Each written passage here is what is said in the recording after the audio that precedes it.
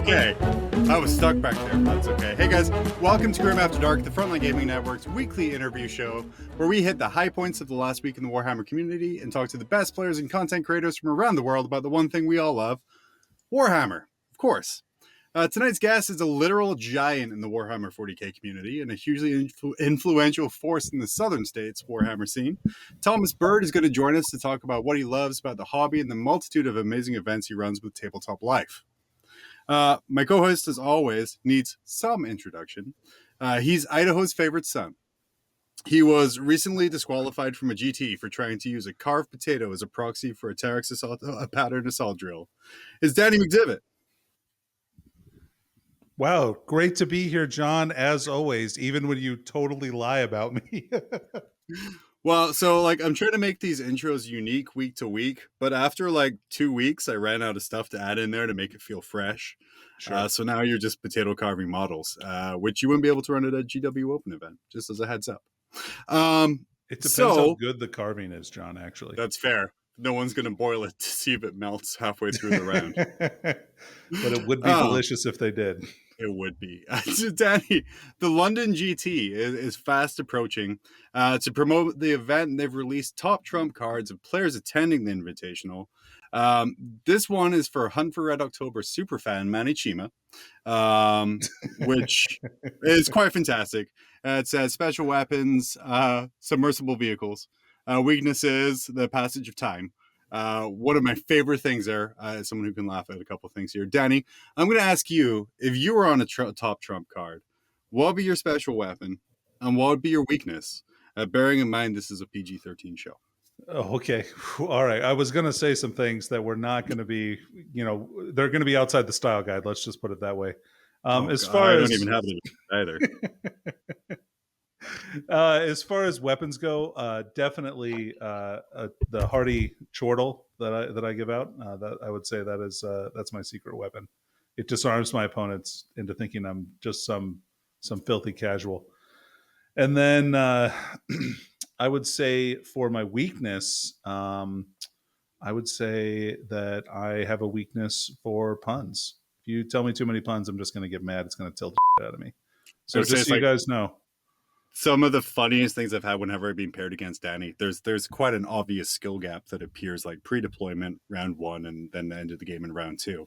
But I'll just sit there deployment and just keep making jokes and puns, really bad puns over and over again. And I don't know if that's why he finishes me off so quickly, is because the look on his face is just dead gray white shark eyes the whole time. It's fantastic. Yeah, John, I'm not usually known for finishing off my opponents, but for you, I'll make an exception. That is fair. I appreciate that. And I will even provide the wet wipe for afterwards there. Yep. It's what gives me such good sportsmanship scores. Thank you for keeping those jokes PG-13. As You're welcome. Said in the style guide, which I reached for. So it's now time for John's weekly reminder.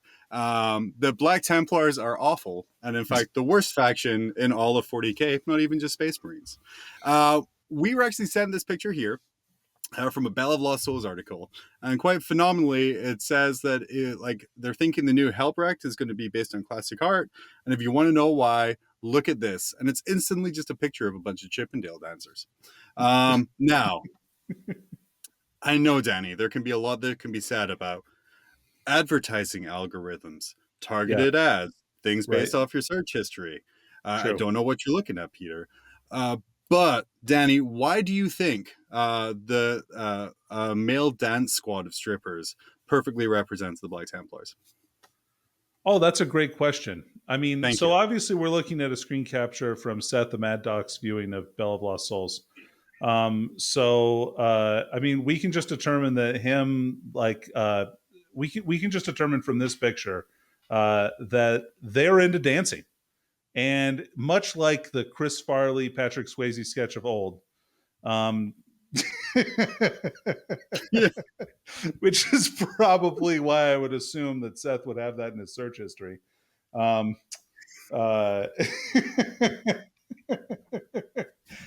Black Templars just want to party, and they want to do it without any kind of negative body image. Yeah, that's totally fair. So we shouldn't judge how they look. We should just judge the Right. fact that they are an awful faction. That's right. They have to have their mom zip tie their guns to their arms so they don't lose them. That's just quite how bad this is. And this didn't mean to turn into a weekly bit. And if you hate this, then that doesn't matter. Like Black Templars are just the worst. That I just Yeah, we're super into feedback from our fans, right, John? Like, oh, and super so into it. Yeah. all of the feedback that you give us about how much you hate us trashing on Black Templar, yeah, we're just gonna totally ignore it and keep doing this every single week. We will continue to. Yep. Yeah. Perfect. Something else we want to talk about here.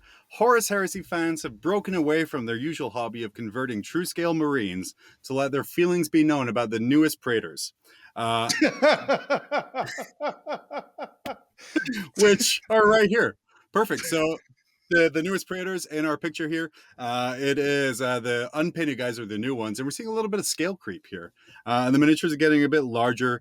Honestly, gorgeous miniatures, Danny. Those guys look so amazing. All of the new stuff they're putting out. Mm-hmm.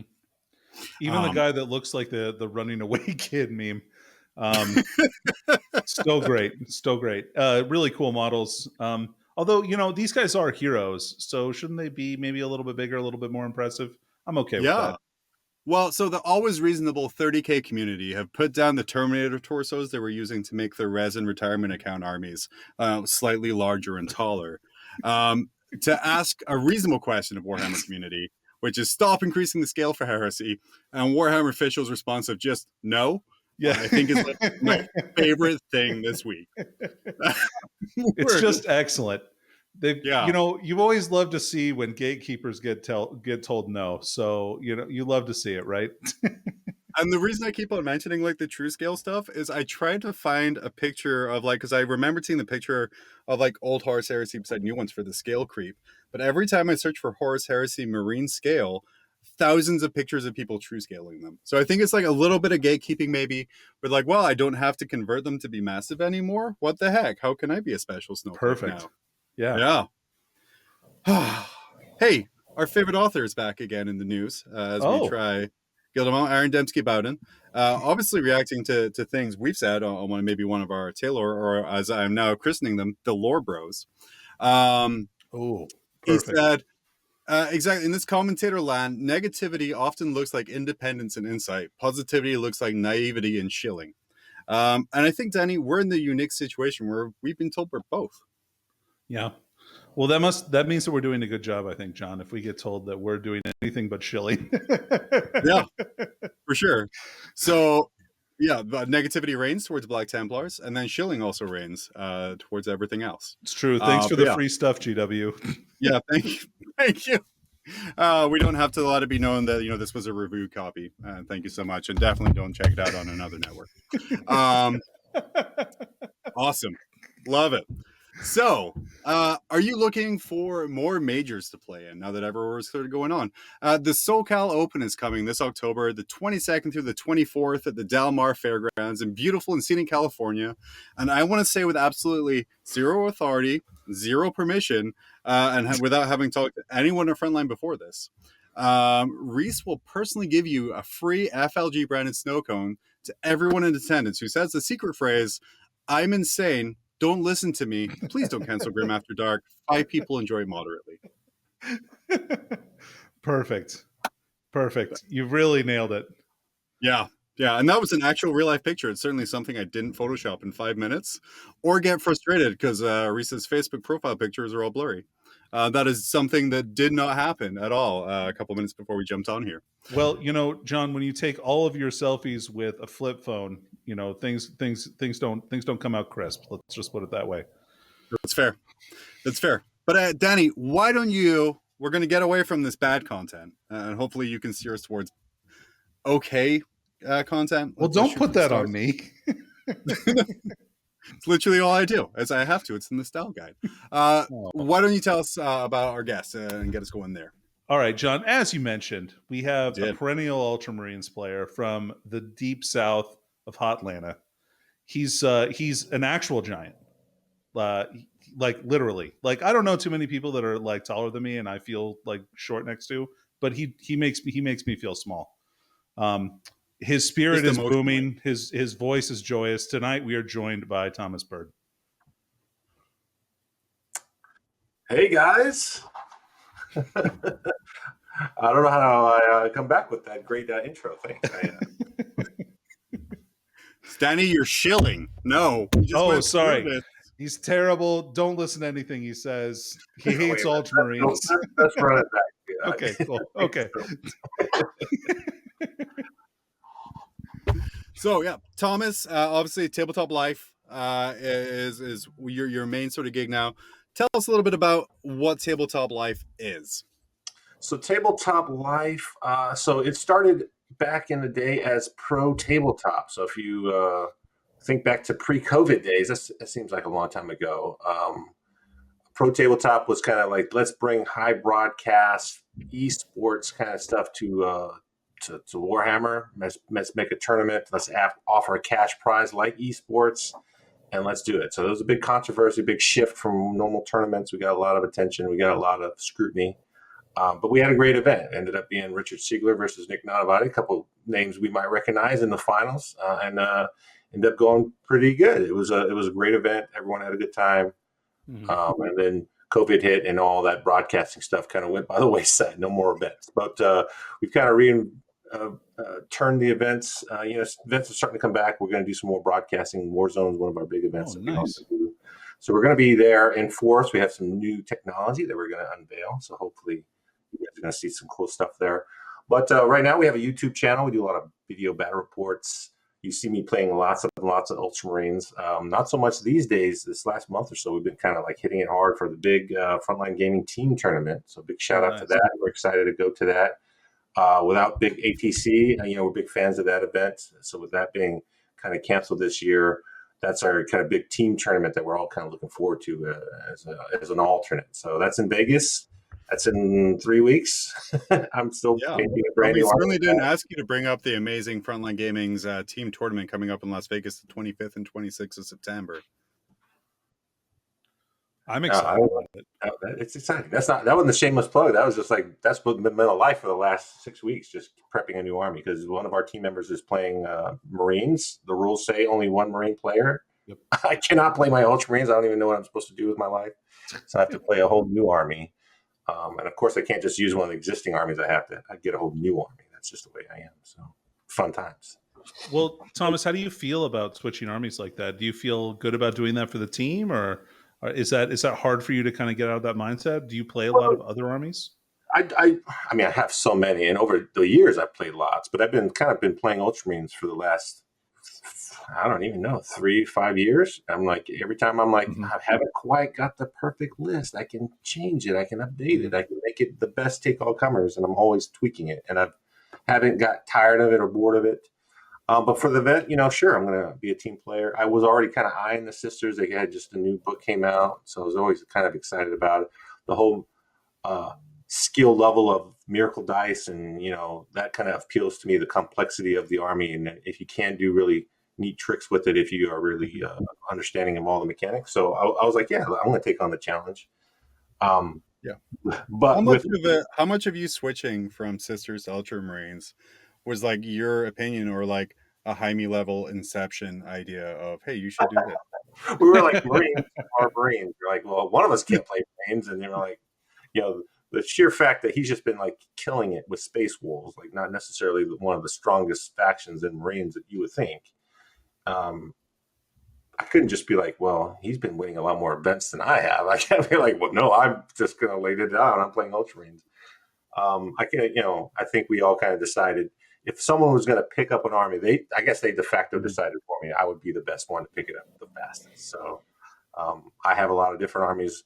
Jaime just really has his Space Wolves and some Ultramarines already. So we didn't really feel like he needed to pick up something quick. He was ready to jump on the grenade for us, but I feel like, hey, you're already top dog with your list. It's been tuned forever. I've been like tweaking my list for the last forever. So I'll find something else. And then I already kind of had that sisters army kind of on the shelf ready to get started. And then they're like, hey, sisters would be a good army on our list, a team. So I kind of got it. So awesome. Okay.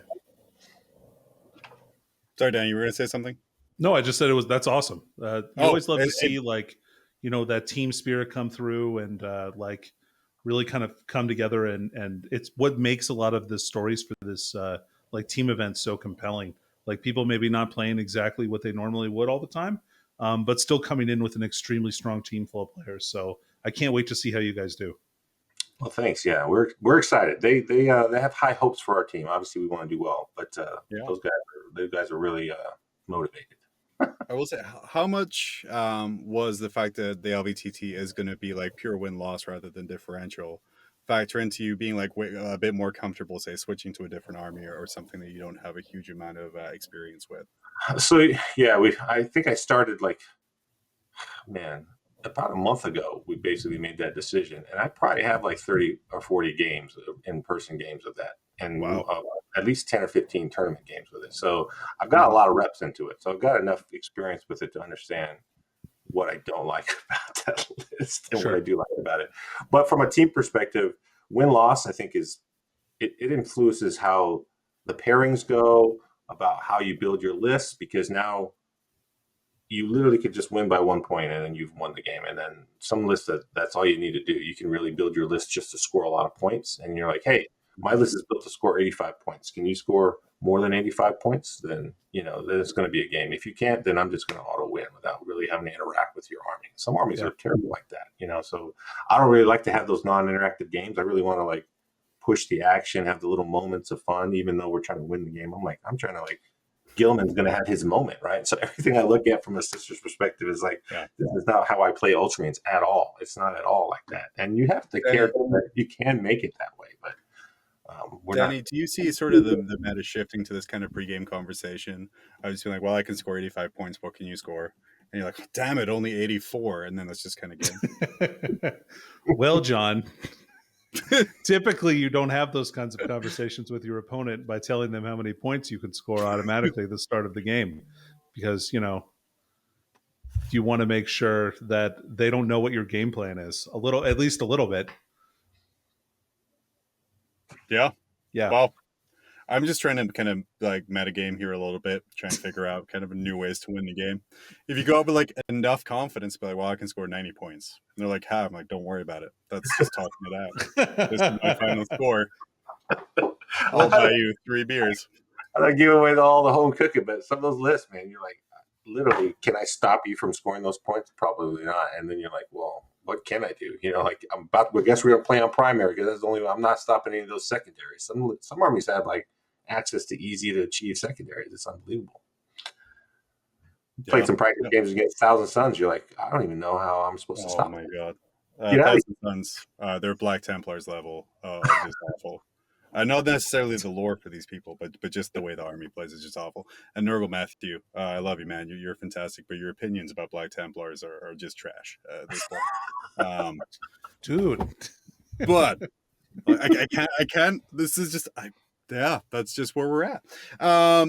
So Thomas, you started running a whole lot of events even before ProTabletop and Tabletop Life in the Atlanta area. So what got you started in that?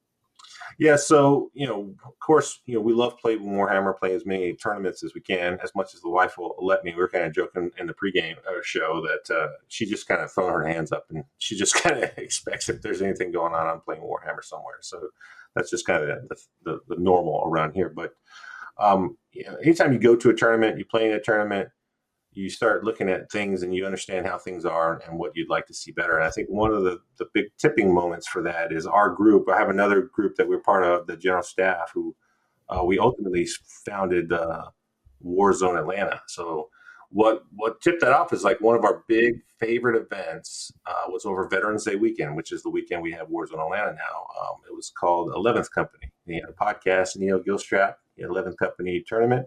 And then that year was his last year. He was moving to Washington, D.C. He was kind of like not going to be running an event anymore. And we're like, man, that is our favorite event. And what made it kind of our favorite event is, Neil and all the things that he did. But we like rent out a cabin or a lake house, beach house, because it's on the beach, Myrtle Beach. And we'd go out there for like a week before this tournament. So we'd be hanging out, drinking, playing cards, board games, and then we go have this tournament. It'd be this great whole long week kind of vacation. I'm surprised you guys remembered the tournament part with the drinking and the beach. And exactly. Right? You're like, well, that's just the icing on the cake, right? So when he canceled it, we're like, well, what are we going to do? We can't. Now our favorite event's gone. So we were like, well, what if we ran our own event? And you're like, boy, you don't know what you're getting into when you make that statement, because running events it's a whole nother ball of wax. But we're like, well, let's make it the best event we can. So we kind of said, if we had anything and everything we could have in a tournament, what would that be, right? So we started numbering off on our fingers all the things, right? So the first thing I was like, we got to have some drinks at my table. I'm not waiting in a line to get a drink. I want to have a drink brought to me, preferably an alcoholic drink if we can. And then preferably an attractive waitress would bring that to me. So we like, that's on my top of my list. So everyone had their top of their list, right? We have tables with no, I'm like, I don't care about all that other stuff, just as long as a scantily clad waitress brings me a drink, I'm happy, right? So I like that the side here is everyone's like, well, I think we need just really great terrain. A really great price pool would also be a good thing. And you're just like, waitresses, beer. Yes. You can combine those into one word, beer wench. Like that's what Thomas Byrd wants. That's all right. he wants. You know me, right? In a nutshell. Which is funny because I don't drink as much now as I did back then. But that was the kind of the starting point of that conversation. So we really kind of dug into it, and we really kind of strived to make that tournament a reality, and we did, right? So Warzone Atlanta, I think in 2015 we had our first event, and it was a great success. And one of the big things about Warhammer that I feel personal about is it's a community event, right? So like once I start to see you and play you and get to know you, you become like family to me, right? You're like my extended family, right? So when we had Warzone, it became this kind of big family feel. Like there was a big thing, like if you got a ticket, you got to pre-invite to the next tournament, right? So it was always very difficult to get tickets to Warzone because they would sell out instantly, because half of the tickets, more than half, would go to the people who came before, right? Right. And so if you went before and you liked it, I was going to say, as Danny and I know, the powers of nepotism getting us to where we are today. Well, Val's been to Warzone Atlanta, so he says he's a Warzone Atlanta winner, right? So he's actually won Warzone Atlanta. So absolutely. So actually, Val spent literally months downplaying his abilities, or maybe that's just how I heard things. Are you saying he won Warzone Atlanta? He did. So you have to understand that Warzone Atlanta, there's 4 major prize winners, and I kind of like say we try to give as prizes as many people we can. We want to give prizes, so there's prizes for everything, right? And so we can kind of talk into about what makes Warzone kind of unique and different than a regular tournament. But like at the top, you have kind of the best general, like the most wins or whatever, War Master. You have like the Sigilite, which is kind of like the best overall, or you have the kind of best painted, and then you have the best sports, right? So all of those are kind of equal prizes in the terms of Warzone. Like the person who wins best general is the same as the person who wins best painted, right? As far as prizes and recognition, right? So there's like the top 4 of Warzone winners. So I've won Warzone, Val's won Warzone, so we're the same as far as the Warzone status goes. But yeah, he came in hot, man. Val is like furiously disagreeing with me. I know. Like we're trying to record. Holy cow! I'm surprised, since you guys are Warzone Eskimo brothers, that you guys just don't have a closer relationship.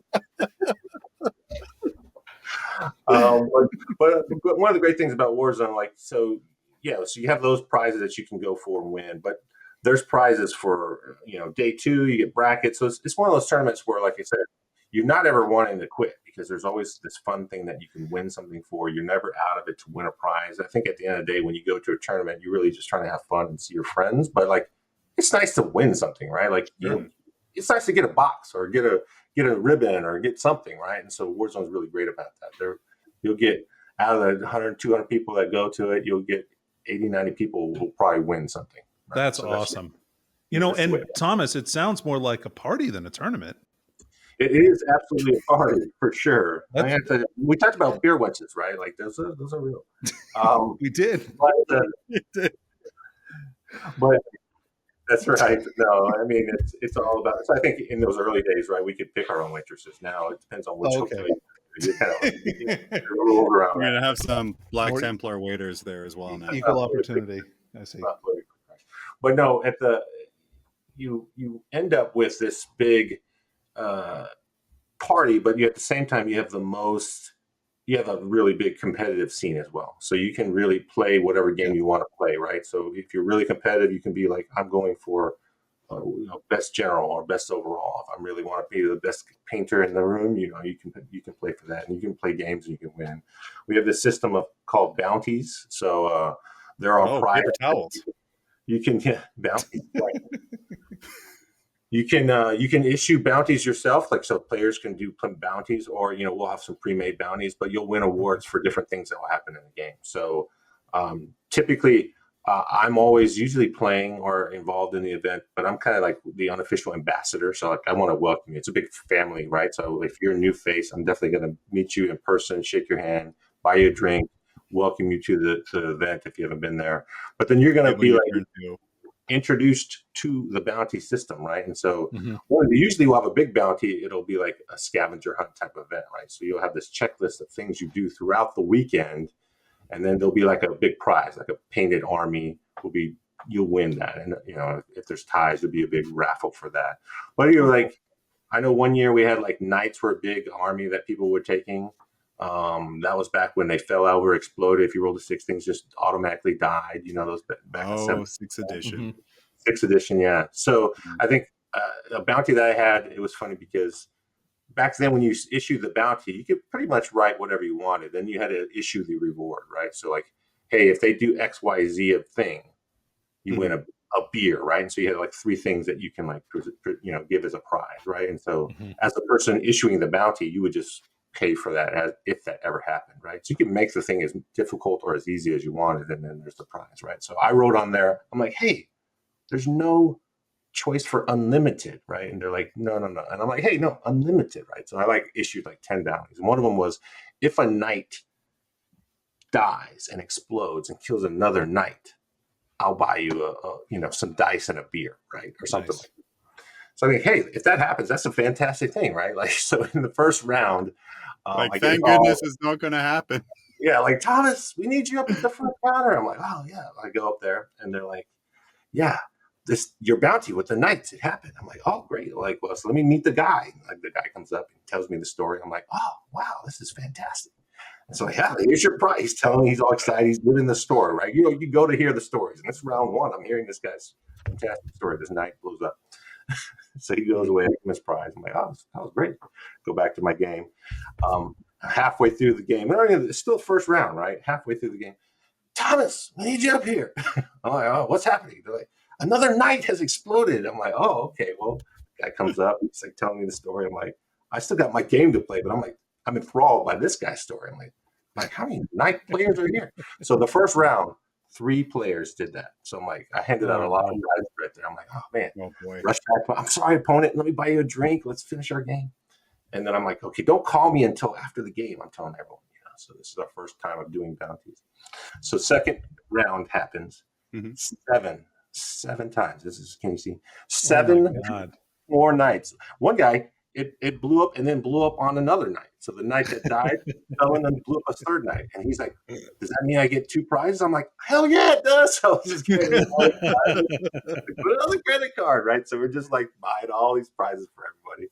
So over the course of that weekend, I think 15 nights blew up 15 other nights. So there was a lot of prizes just for that one bounty. So there was I think at that time I had a void shield generator. It's like if you kill a void shield generator, you get a prize. Like even if you were losing and you're down in the bottom of the brackets, just having the worst game, you're getting your keys kicked in, and you kill a void shield generator because no one liked those things back in the day. No, they sure didn't. Right? You got a prize. So there's always something to get a prize for, right? So that was the power of the bounties. People would call out, if you beat Val, I'll give you a prize. If you get a selfie with, so-and-so, I'll give you a prize, right? There's also... It's ironic because Val also tells me if I beat him, then I can get a prize. I'm very hopeful to try and redeem one day. So moving on, so Warzone John, Atlanta, I don't think you want that prize. It's like the I appreciate you keeping it. Still PG-13, Danny. Appreciate that. You're welcome. I'm doing my best. So you got like Warzone Atlanta going, and you kind of got your tournaments there.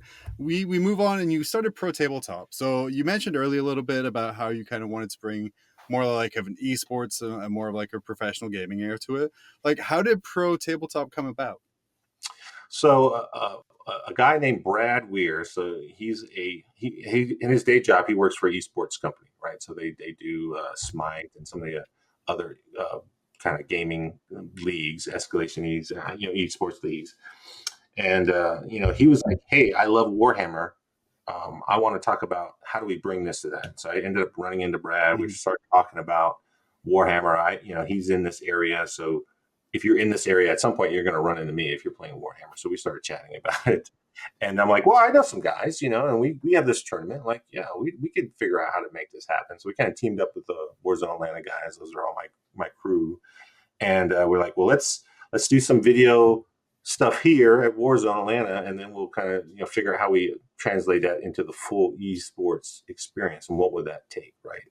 And so Brad is a very direct guy, go-getter guy. I love Brad to death, and he had some new ideas that were different than what we normally see in the normal Warhammer tournaments, like the big cash prizes and what that might or might not bring out in the opponents who were we were worried that people were going to be like, "Hey, if $10,000 is on the line, if you want to see a jerk in a regular Warhammer game, wait till money's on the line, right? They're going to be a real jerk." Right? And then, so when you guys like announced that, and you announced like the $10,000 prize, the partnership, kind of the more esports thing, it was a really like a sort of mixed reaction from the community. Were you sort of surprised by the kind of the push? Yeah, So of course, my first thought of adding, I always kind of look for the most optimistic view, right? Like, people are going to be, there's always some bad apples, but like, people are going to be good people, right? Like, we're playing Warhammer, it's going to be great. I'm like focused on, hey, we're going to broadcast, we're going to have all these neat things, I'm going to have the John Madden telestrator, I'm going to be drawing out,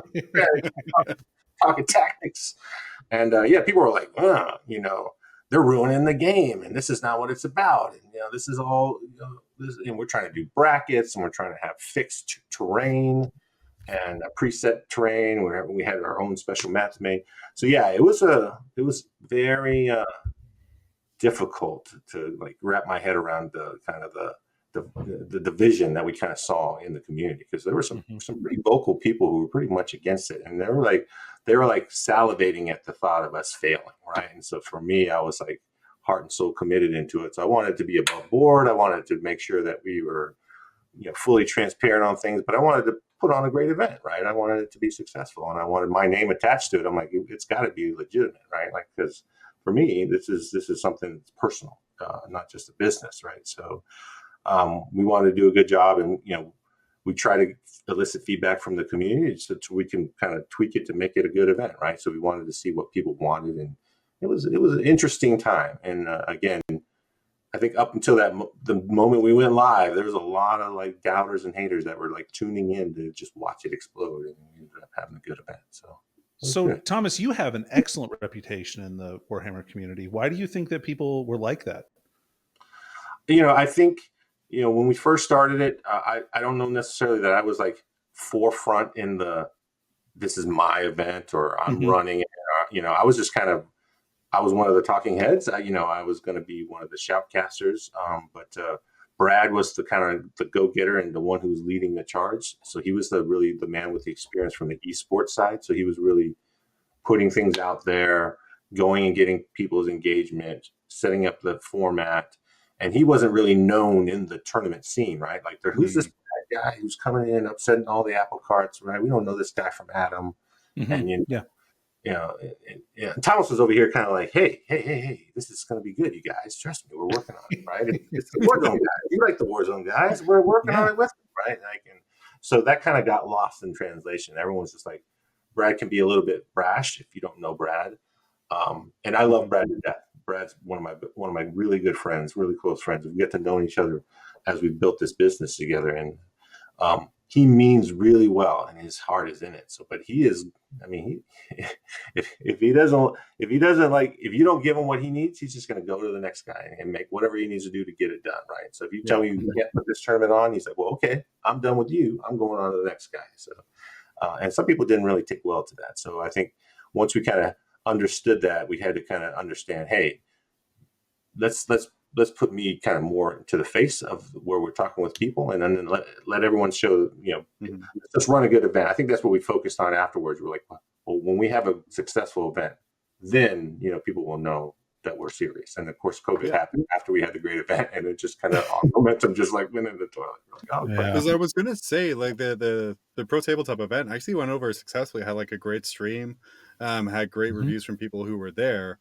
What kind of vindication did you feel like after the event sort of went off, and what was the general reaction from the community post event? I think it was really strong. It was kind of leading right up into LVO, like, so that was kind of in December, and then LVO was right in January. So we kind of had this big push. It was Siegler versus Nick Nanavati in the end, and so Siegler was on this big tear of winning all of the tournaments. I think he just won Warzone Atlanta. Right before that, he won Pro Tabletop, got the big check, got the big like Super Bowl ring, which we finally got to him. We need to get some pictures of him with that big ring. That's awesome. Be like the size of his hand. I know. We're like, we could walk around and pop a ring on the tournament table. We're like, let's it's literally just Thanos' gauntlet, actually, with Pro Tabletop logo on it. Yeah. But then he went on to LVO and won LVO, right? Like, so it was like, he was just like crowned the champion of just winning every event over that big stretch of time. So it was really kind of neat to be a part of that, that history of him just kind of dominating it. So it was good. It was very exciting. We were very excited about the next events. We're kind of gearing up to like, hey, we're doing broadcasting. This is kind of before, you guys were doing all this stuff. We're like, hey, we want to be able to broadcast your events too, other events, right? So, it's all me. It's all me and Danny. So, that was kind of the first time, like, because you had like the top downs here and there, but this was like the first time we really brought like the shoutcasters, the people talking, having the graphics on the screen, really to kind of Warhammer. Right? So we wanted to do something neat, new, and fresh. And again, we're still kind of trying to do that now. So it just kind of has taken a step back, but I got some new tricks for you guys. We watched the GW event. Very excited to watch what y'all did there. And we have some things that we want to try to increase. I was going to say, what is your unbiased opinion of the coverage provided by GW, and that for like Warhammer streaming in future? It's kind of nice we're getting away from just the little webcam duct taped to the top of a pole or screwed into a ceiling. Where do you see that going? Because you're asking people to be engaged for like up to 3 hours, or maybe even just an hour, depending on the game. Yeah, when you of course, when you're playing the game, you have a different level of understanding of it than when you're watching it, right? So just watching the game, there's lots of dull moments. And so understanding how to broadcast that, how to switch, how to have people that can talk to the camera, how to make it engaging, not only for that avid tournament goer, which is just a small percentage of your potential audience, but also make it for my wife or somebody who doesn't really care but wants to kind of watch and tune in, or just a random stranger who's like, what is this? I want to see more, right? And get them kind of interested in the hobby, right? Because if we can get more people playing Warhammer, the things that we really love, who doesn't want that, right? So that was a kind of big eye opener, just watching that process as we kind of learned it with Pro Tabletop, and then watching how you guys did it as well. Like we picked up on a lot of those things, like having Paul and Nick. You have that very personable person, like kind of going after the audience, making sure you're explaining the basic things, but then you're having that really person who knows how to play the game really well, and Nick going in, and he's very funny and entertaining as well. So those two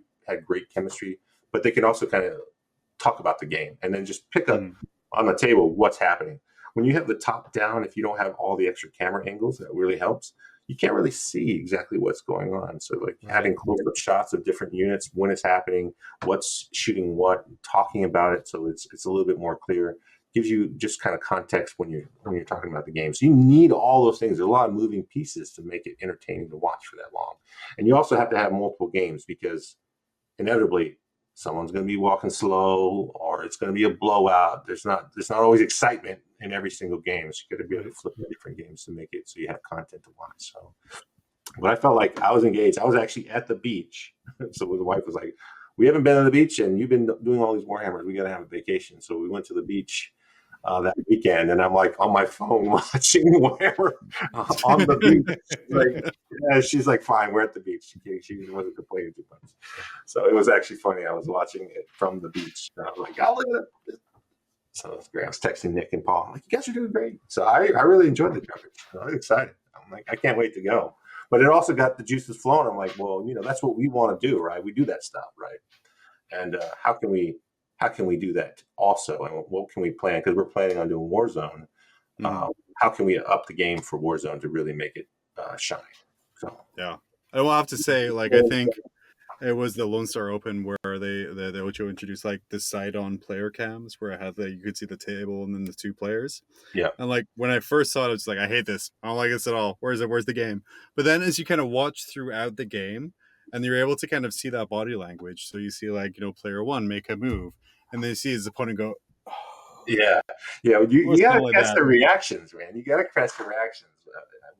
We have some great shots at the Pro Tabletop at the Atlanta Open, the event we had, where like we had just like people walking around with big cameras on their shoulder, like scoping their faces as things were happening. So sometimes we had some great candid shots of things not going so well, and you just got to, which is classic. Of course, and that's part of it too, right? Like that's a huge part of it. The human interaction there.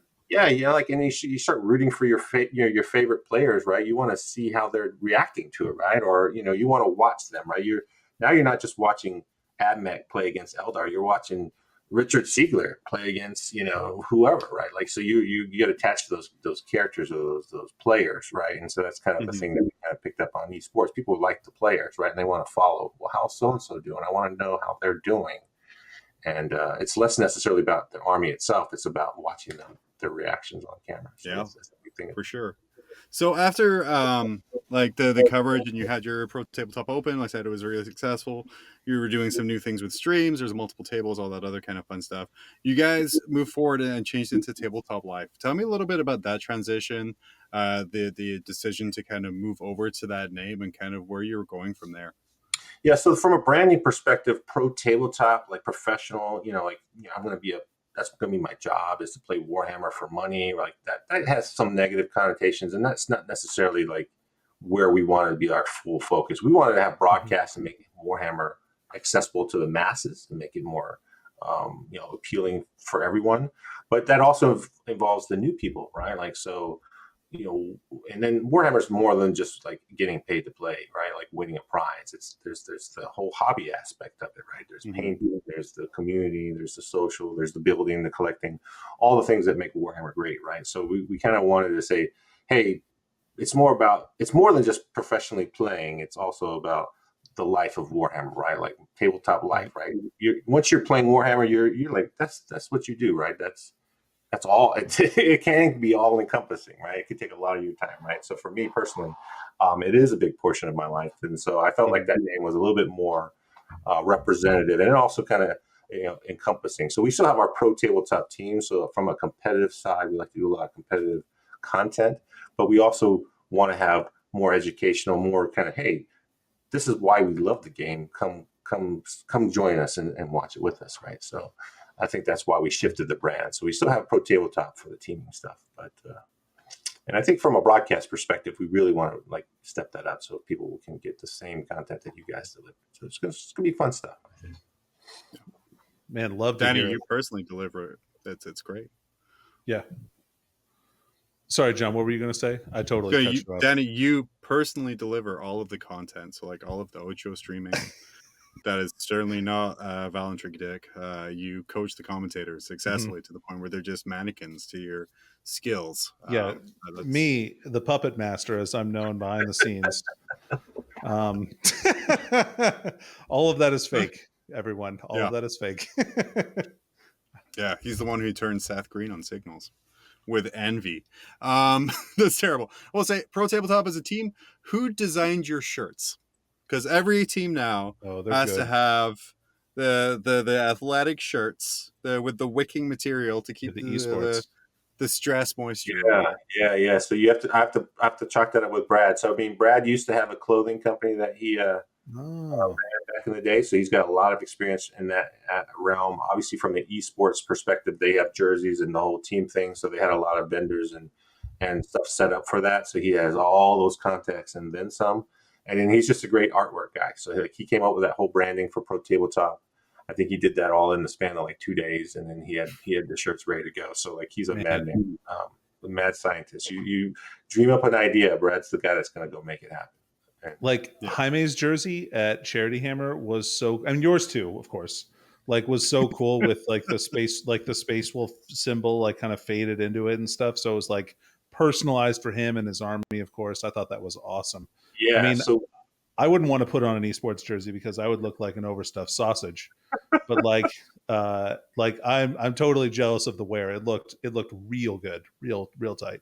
well, thanks. I think we're going to have some. So we haven't really sold merch. So like we were going to plans to have some unveiling of some merchandise. So for folks that want that sort of thing, I feel like people have gave us a lot of comments. They're like, where do I buy that jersey? I like it too. But yeah, we really were. I got all those coins made with everyone's special character. So like what army you played. Yeah. I got a little challenge coin that had our personal kind of artwork. So like I play Ultramarines, so I had Tigerius made. Brad plays Eldar, so we had a little Farseer guy made. So we had an artist to create kind of that artwork, and I made a coin out of it. And then Brad's like, hey, why don't we get that artwork on our jersey, right? So like, yeah, there we go. We had to make Jaime a Space Wolf guy, and then we put that on the thing. We're getting the coin made for him. So all the new members as we do, and we're going to get all the different characters eventually made. So all the armies will have some sort of representation, and then you'll have jerseys and coins for all those things. So it's neat. But we really liked it. People really loved it. And it really kind of, the team jerseys kind of stand out. So I like that. Now, I say stupid stuff all the time, but like team jerseys will ever stick with me as like one of the stupidest things I've said to anyone. And I can't remember, it was one of the Art of War guys. I was like, man, it's like, why? How do you wear those jerseys 3 days in a row? Aren't they gross by then? Like, oh no, we have more than one. And just a really disappointed look at me. And I'm like, in my head, I'm like, that's like $75 jersey. You're insane. Yeah, that was an unfortunate moment. I think. Luckily, many more stupid things to say as we move along here. Danny, John, when you go to war, you got to dress your best. So it's worth it. I'm bringing a spare change of clothes. Like you're dropping the bucket. A mere drop in the bucket once you start talking about how much you actually spend on Warhammer and all the things you do. That's fair. This is like the bizarre hobby where like I'm like, wow, I don't want to spend like $200 for a plane ticket for like my $2,500 army made for like $1,000 worth of paints and basing materials. That's just too much. Exactly right. And we get that comment all the time about a freaking Warzone, because Warzone has like a real high ticket price, right? So to bring it back to Warzone, that's always kind of the things. Well, I can't afford that. That's too much. Why is it so much, right? And when you get used to like other events, ticket prices, it's sometimes double that price or a little bit more, and you're like, well, why is it so much? And we kind of bill it as that premium event. But what we didn't really talk about when we talked about it earlier was, I got tables, individual tables for everybody. I got the table service, but I also have long rounds. I have catered lunch. I don't have to go anywhere. I have to wait in a line. Like the lunch is made for you, included in that ticket. So you just go sit down in the lounge. You got the buffet there for you with a nice meal. It's really nice. You just sit down and talk about all your games with your buddies, and you're really hanging out with your buddies. You're not having to rush to a line. Like croupiers and then run back to the next game and just be stressed out and tired. And have a beer, get a freaking steak dinner right there for lunch, and then go back and get a tequila shot for the next round, like whatever, like that's what it's all about, right? So part of all that's included in it, right? So you don't have to leave the place to go eat. It's all there. You have time to sit down and eat. You have time for all the rounds to play out without having to rush or stress. So that's one of the bigger things too, that it kind of is all wrapped up in that ticket price. So people don't really kind of think about it. You're like, well, I'm going to pay all this money to fly out there. Well, you're getting a lot more than just the ticket, right? If you don't think about it, I got to buy food, I got to buy all this stuff. So that's another thing that people just kind of go mad about the ticket price in the context of, you're like, well, you just bought a $500 worth of 2 new models that GW just released, right? Like you're gonna moan about. You have to game the system to earn it all back there. Thomas, you said you've played Ultramarines for like the last 3 to 5 years. What drew you to Ultramarines as an army? Oh man, so I love my first army ever out of Warhammer was obviously Ultramarines, right? So you pick up the starter box. I think I got in 3rd edition is when I started playing, and it was like Ultramarines versus I don't even remember what was in the other side of the box. It was like Battle for Macragge or something was the box set. Orcs, yeah. So that was my first army. I bought all my stuff. I found it on the internet. If I had to kind of like, how did I discover Warhammer? I was reading an article on Penny Arcade, which the online comics, right? And they had some article, or they had some comic about Warhammer, and it like sparked I've seen this once a time before, and it was like some old board game I played when I was 10 years old, and I saw an ad for Space Marines. I'm like, this looks great, but who wants to paint all this stuff, right? Like, I just want to play the game. So fast forward, I'm like, well, how do I buy this? And I'm searching the internet, and it's like Neil at the War Store. I'm like, oh yeah, let me buy something. And of course, it's like, buy the army bundle, right? You're like, I buy way more things than you can ever possibly need, and then I'm building it all, and I have no context of how to play the game, but I'm just building it. And then I'm like, well, I can't play it until I paint it, right? So I don't want to paint, I just want to play. And you're like, well, I'll paint it. And Ultramarines ended up being that first one. And so that's kind of how I got started on Ultramarines. And then just from a army perspective, I tend to like the quote unquote the good guys, so I steer away from chaos and stuff. I really like to get the good guys. I guess you can argue that the Imperium and Space Marines in general, they're not necessarily good, but I like. I mean, Ultramarines only enslave 500 worlds. Yeah, it's fine. exactly. Kind of like we go all day long. But then, and I love characters, right? So Hero Hammer, that sort of thing. Anything that like characters can have that moment. I'm always playing games to set up these little micro moments. And for me, one of the big things, if you've ever played a game against me, I hope that you get to is you'll typically never know if I'm winning or losing, right? Like I'm always excited. I'm always jumping up and down. I'm always hooping and hollering. There's a loud spectacle usually happening at my table. Alcohol not required, right? Like we're just playing a normal game. And it's not required. It's because even if I'm losing, I'm like looking for that like one little moment in the game that now is going to tell a story, or I'm going to have a good thing about, right? Like, so, hey, I'm going to go for this Hail Mary because it'll be cool, even though I'm getting my teeth kicked in. Like if this little lieutenant runs over here and kills their warlord, right? So like all those types of things, right? So for me, Gilliman, obviously, he's like one of the main guys. Like he's the main. As soon as that character came out, I'm like, oh man, he's the. How many armies get a Primarch? Not that many. And then you're like, if you read any of the stories, like hey, this is the man, right? So, from a lore perspective, I was stoked. It was my main army. That was awesome. And then he's the ultimate hero, leading a bunch more heroes. So that if you look at my Ultramarine army, it's like all these characters running around doing crazy stuff. So, I love it. That gets me excited to play. Heck yeah! Dan, you're looking very happy over there. I know. I can't. It's just cool, man. I always like to hear people's origin stories, right? So it's always good to hear kind of like why they're stuck with the army that they're kind of known for. Except in 2019 when you switched to Iron Hands for LVO, because I remember that. Oh man, so I don't know how much time we got here, but like I'll keep it real brief. I was playing Ultramarines, and I was like, yeah, Ultramarines. And then Iron Hands came out. I'm like, and if you've ever asked me, and my friends always joke, I've never lost a game because by the time I've come back from the game, I've rewritten the story in my brain of how I've actually won. I would have won if I did this, or like that's how they joke with me. But so I was playing it, and then there's never an unsolvable problem. Like no matter how broken this army of the day is, or this, I can always find a way. There's always a way to beat it. It may not be good against something else, but there's a way to beat that thing, right? So I'm like, when Iron Hands came out, I'm like, man, the challenge has been thrown. This is ridiculous. I'm gonna beat it, right? So I'm playing all these games, and LVO. This is gonna be my first time ever going to LVO, and I'm like, I cannot. My list that beats Iron Hands, which that's very difficult. Mm-hmm. Yeah, is demolished by Imperial Fist. Like those two came out at the same time, and it was like one of those. I'm just like coin flip, I lose, right? Like it's not even. It's if I build this list, I automatically lose to the other list. If I beat that list, I lose the other one. So I'm like, and I struggled, and I could not figure it out. And then I was talking with Nick. He had come up for Warzone. I think that was the first year he came up for Warzone, and he had his Iron Hands list. And I'm all excited. I'm like, I'm gonna play Nick. And he destroys me. Like it was not even a game. I felt like I didn't even show up to the game. He beats me so badly. And I'm like, I did not give you my best game there, Nick. I don't feel like I'm representing my skill here. You just destroyed me.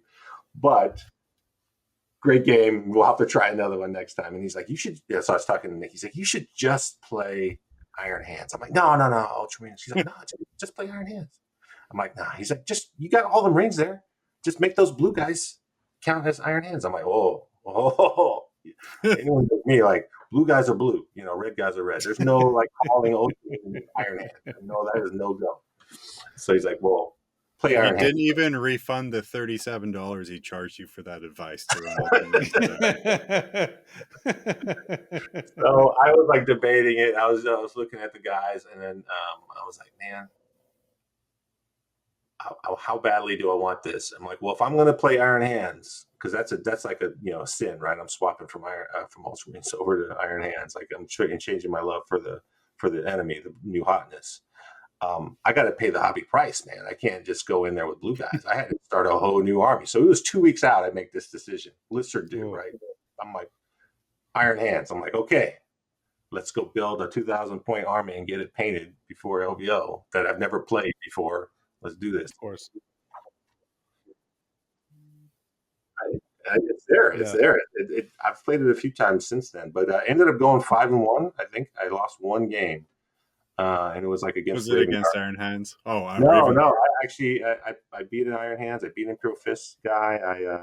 I beat an Eldar guy. I beat an Orc guy. It was a wide mix of armies, and but it was good. It was a good time. I lost a Raven Guard. I had never played. I'm just waiting for that. They've got some skills.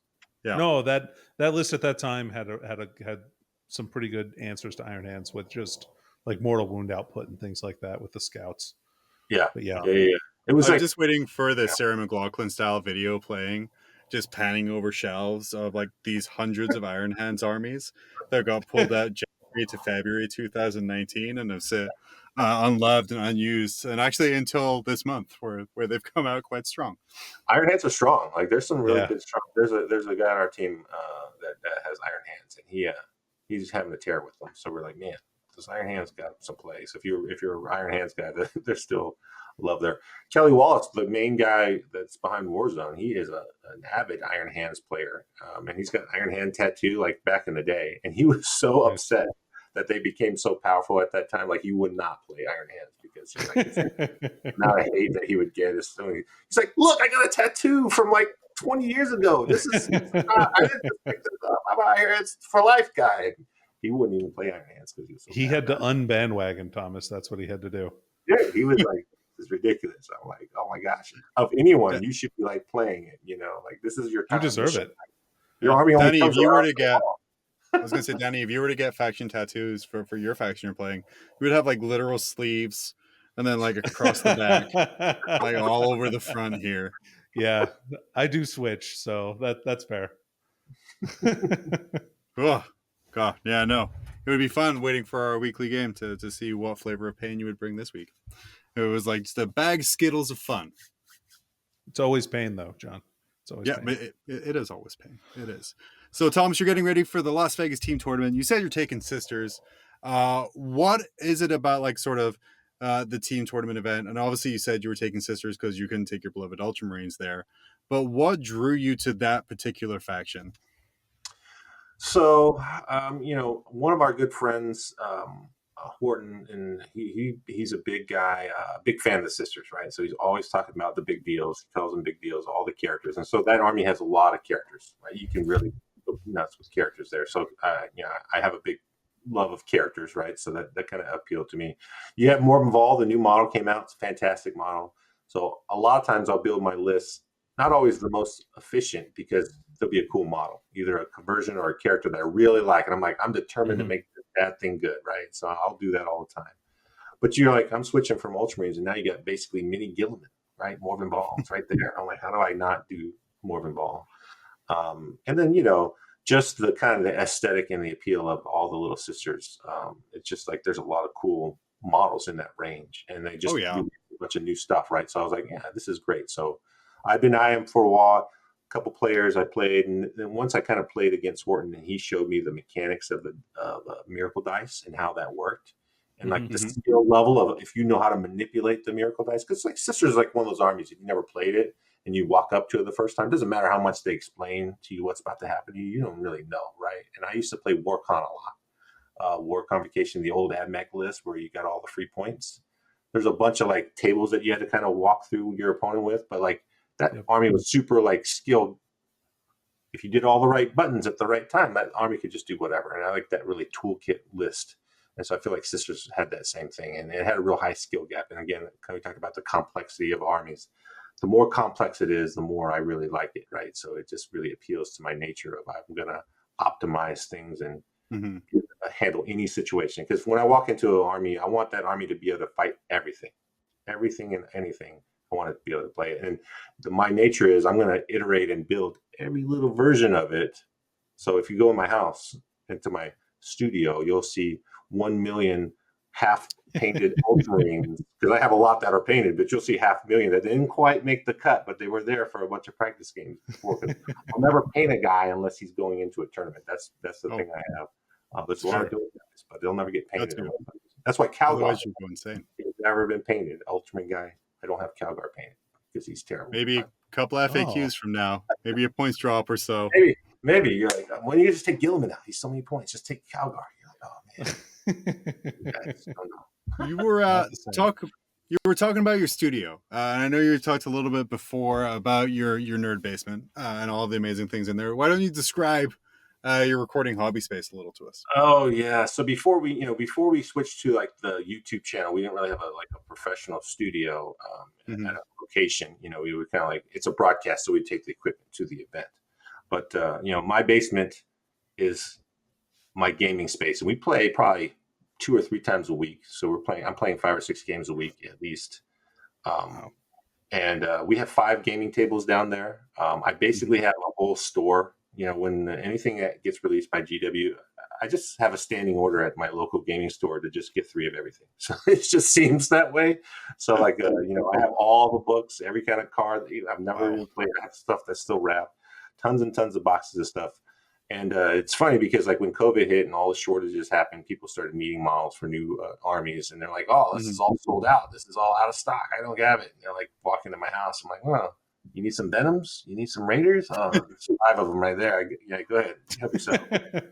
Well, I seem to still have some in stock. Yeah, they got plenty. I don't know what you're talking about. So the store is there. Obviously, there's this. So then we incorporated the studio, right? So we're like, well, this was going to be my theater room, and so we turned it into the studio because we needed a place to do live broadcasts, and we were doing battle reports and stuff. So we were already kind of playing games there every week. So we're like, why don't we just record these while we're playing them and then put some content on YouTube? That's kind of how the conversation started. And then we're like, hey, Thomas, you got a lot of crap here. Why don't we just like organize it a little bit, and then you buy all the latest codexes, you have all these limited edition books, and you have all these models everywhere. Like, let's put it in the studio. So that's kind of how it evolved. And so again, Brad's the esports broadcasting guy. So he's just like using all of his experience to set up all the cameras, set up all the lighting, the equipment, and it's all decked out studio wise. There's a lot of technology in there. So it's become quite the production. It's always funny when people come over and you're like, is this a recorded game or is this a regular game? Like, don't worry about it. Sign this form. Yeah. Though I do like that I now have a built-in excuse where I can be like, no, I'm not just buying Warhammer. This is set decoration for when we're getting ready. Yeah. It's all like, everyone that comes over knows they're getting free pizza because that's all on the company. Like, that's all expense. So you get some meals while you're there. But I'm going to put you to work because I'm going to film a game here. Hell yeah. But those games always take longer, right? Because you're stopping the film, you're pausing, you're doing these things. You're like, 2-hour, 3-hour game sometimes can go a little longer than that. So you're like, well, I got to feed these guys. I'm putting them through the ringer here. So it's very jealous. Like Danny, I know we've played Phil the Glacial Geek on his channel a whole bunch. Didn't give us any food. I know, not even once. Well, Phil's been up to my house. Maybe so I just offered saw to buy Phil a drink once. Oh, really? Yeah. It's terrible. You do a lot of stuff, Thomas. You're obviously. What were you saying, Danny? It's terrible that he saw Phil recently. Oh, yeah, I agree. No, Phil's a jerk. He doesn't even give me any I was food. meaning More than he No didn't give drinks, us no food. food. I don't have to have a talk with this Bill. What the Yeah, I know. You gotta he's in your neck of the woods now. He's your responsibility. You really got You got to teach him right because he didn't know. I'll set him straight. So as I was saying, sorry before I so rudely interrupted everything anyone else was saying and calling one of the best people on the planet a terrible person, which he is absolutely not. You play, you create content, you run events, and you're doing all of these things. What is your favorite overall aspect of that Warhammer hobby that you do? Ooh, wow, that's a lot. That's a lot of stuff. I think at the end of the day, it's so funny because I wouldn't describe myself as a people person, but I'm very like a people person once you kind of get me in front. Like if you get me out of my house or if you come over to my house, I guess is where people come to see me. That's my favorite part of the hobby is at the end of the day, meeting all the people, enjoying that time together, sharing all those memories, whether you're building it, playing the game, or you're just hanging out, talking crap. It's just the things that you kind of pick up afterwards. Those are the things you remember, right? Those trips that you go on, those good times you have, the little inside jokes that you have about every little thing that you've done over the years. That's the things you remember, and that's my favorite part of it. Like there's so many things I love about Warhammer. I love the game. I love building lists. I love the painting. I love the aesthetic of the models. I love the hobby and collecting. I have a lot of things I collect, I guess, but at the end of the day, it's the people and all the relationships that I have because of it. Because I have a lot of friends spread a lot of different kind of groups, right? So it's interesting when you start talking to people. What do they do for a living, and how do you know this person, or what brings you together? And then we're all these different groups. Like they're not related at all, but we all share the same passion, and it ends up like having a very cool friend group. So it's interesting. That's my favorite part. Amazing. And see, that's you guys. That's the community. Apart from Black Templar players who really are not a part of the community whatsoever. Thomas, thank you so much for coming on and talking to us tonight. Go ahead, plug your stuff again real quick before we roll on out of here. So go check us out on Tabletop Life, ProTabletop. That's on the YouTube. We're going to have battle reports. We're going to be at Vegas. Come out to that or watch the coverage. I'm sure these guys are going to be put on some great coverage. The team events, we got a really stacked team. We're going to be doing some good stuff. Check out my sisters. Hopefully I'll have some videos of me actually painting it because it's not painted right now. We got 3 weeks and it's Iron Hands all over again. The pressure is high. I'm literally talking about changing the list, and lists are due in 2 minutes. Oh my gosh. Obviously, Warzone Atlanta is right around the corner. There's still a few tickets left. Normally, they're always sold out by now, but there's some tickets left. So if you want to go to Warzone Atlanta, it's in November. I think it's actually the week before the last GW event. So I'm going to be going to Warzone, and then I'm going to turn around and fly out to Austin and go to that GW event the next weekend. So I know that's tough to kind of schedule 2 big events right before Thanksgiving. But if you haven't have anything going on Veterans Day weekend, you can go to Warzone. If you haven't been to Warzone, you don't know what you're missing. It's fantastic. If you are new to Warzone, I will be there to introduce myself and buy you a drink. So you definitely get a free beer on Thomas. So you definitely got to go. Like, well, who doesn't want some free beer? Yeah. I want to go to Warzone now, Thomas. I got Fred a ticket. If you want to come, we can make it happen. Okay. It's got to bring your dog. Danny, what else you got to roll up with here? Sorry, you just lost me. Did you just tell me to roll over like a dog? I did, yeah. Nice. I sure did. It's in the style guide. You got to do it. It is not in the style guide. What? I'm going to buck against that this time. Any final thoughts here for Thomas? Oh man, it was so great to have Thomas. What a wonderful guy. Really glad to have you on. You're a great ambassador for the hobby, and you keep on doing what you're doing, man. Well, I appreciate it. It was nice meeting you guys out at Charity Hammer. So thanks so much for having me on. Of course, you guys are always welcome in Atlanta. If you're ever in town, I'll be happy to put you up. We'll play some more hammers down in the studio. I'll buy you some drinks, and then of course come out to Warzone, man. Like, let's do this. Let's go. Absolutely. Well, Awesome. Thomas, thank you so much for coming on. And although I keep meaning to point this out every week, and I fail to do so every time, although this is a great video cast live every Tuesday night on the Frontline Gaming Network, this is also an audio podcast, and I do make a lot of jokes based on pictures. If you want to see the pictures we're talking about and you're following along, go to @GrimdarkFLGN on Twitter, and they will be posted there without any context at all. So they will either be incredibly confusing, not very funny, or a little bit of both. But yeah, for Danny, for Thomas, for producer Val, for Tyler, editor man, we will